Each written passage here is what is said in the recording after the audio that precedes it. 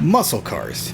You've seen them, you know what they are when we're talking about them. Chevelles, Chargers, Cyclones, basically two-door versions of four-door passenger cars from the 60s and 70s with a hell of a lot of motor in them that sold for dirt cheap.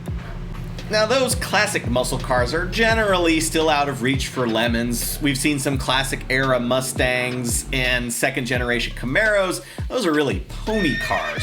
Real muscle cars have been few and far between, and the ones we have seen are somewhat debatable as far as their muscle car credentials. We've seen an AMC Marlin, a Parnelli Jones themed Galaxy, Oldsmobile Toronado, totally not a muscle car, and a Pontiac Le Mans with a 301. So let's say you want to be the bad guy from Bullitt, or Jim Rockford or Kowalski from Vanishing Point. With a big block Mopar, you need that muscle car credentials, but you're on a Lemons budget. What's the next closest thing? Well, Valve Tap Racing did exactly the closest thing. I know my own needs. And what I need from an automobile, I know I get from this new Cordoba. In the words of team captain Jim, beat-up old Cordobas are cheap. More importantly, they fulfill some of those muscle car checkboxes. Two-door version of a big sedan? Yep, it's the last of Chrysler's B-Body, which includes famous muscle cars like the Charger and the Plymouth GTX. This is not quite at that, but it is basically a coupe version of the Dodge Monica. Cheap?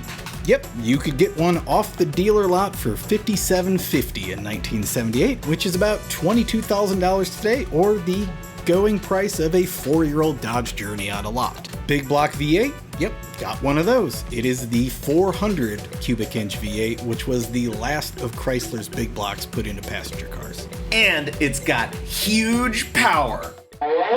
Yes, well! Yeah, it's the 190 horsepower at 3,600 RPM, which realistically might be a little optimistic. It had the lamented lean burn emissions control system, which was Chrysler's first attempt at a computerized spark advance control. Still had a distributor, still had a carburetor. All of that worked about as well together as you'd think.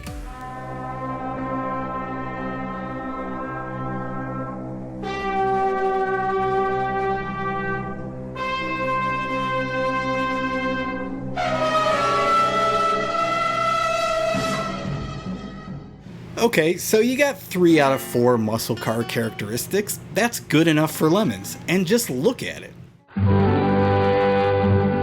Jim, the captain, is a lifelong Mopar guy, and in his own words, quote, "I really can attempt to fix it with a test light, a screwdriver, and a socket set. Sometimes I even succeed."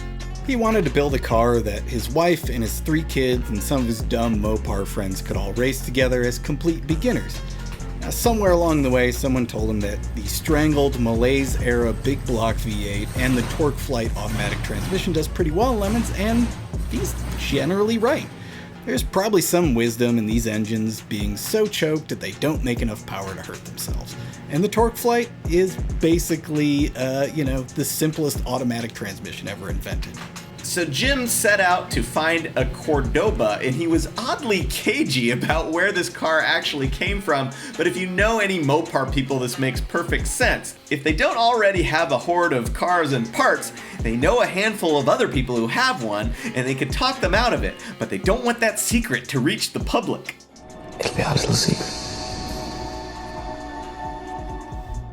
Aside from throwing out the lean burn system for a pretty standard Holly 2-barrel, the Cordoba is basically stock. They did kill one 400 and they built another one with a mild crane cam, so it makes 192 horsepower now. Still has the Torque Flight transmission, still has the stock suspension, except they put a bigger front sway bar on it. Not sure it made any difference, Jim said. I can't imagine that it does, and it still has the stock 8¼ inch open differential in the rear. Jim didn't know the ratio, it's probably like 225 to 1 or something, so it's theoretically geared to about 418 miles per hour. And it has the stock front disc brakes and rear drum brakes. Why is so much of this car stock? Well, Jim says, quote, "Do you improve on the Mona Lisa? Does Michelangelo's David need a few more swings with the hammer? Look, when you have perfection, you leave it alone. So, is the Cordoba the perfect Lemons car? Well, obviously this is not a lithe BMW 3 Series real racer type machine, but according to Jim, it is super easy to drive, and with a team full of rookies, more than anything, that matters, and it tends to give people a chance to have some space on the track. Since the car is gigantic, people give it a wide berth.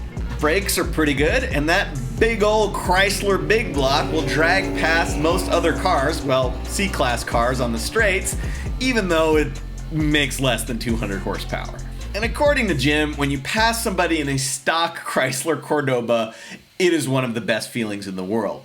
It's the high point of the team's weekends and the low point of the guy in the other car that you passed. Above all else, the thing just looks great. As Jim said, he just wants it to look like somebody missed a turn on the way to the car show and ended up on a racetrack. And it kind of pulls that off. It looks so damn good. And that has not gone unnoticed among the Lemons staff. This car has won an Organizer's Choice and an Index of Effluency, the grand prize. And it has taken the green flag and the checkered flag at 5 races in a row. So while you may not find a spit-shined, show-ready 68 Dodge Charger Lemons, you might find the next closest thing in something like a Cordoba or a Ford Elite or a Chevy Laguna S3 from the Malaise era, and that's pretty damn cool. Yeah, and if you pick one of those cars, you might accidentally wind up with a perfect Lemons car, just like Valve Tap Racing and their Chrysler Cordoba. 6:30, we will actually send out a safety vehicle to clear the track before the bikes start. And then when the lights commence around 7:30, you are free to take another walk around if you didn't see enough. So again, the walk will be from now until about 6:30.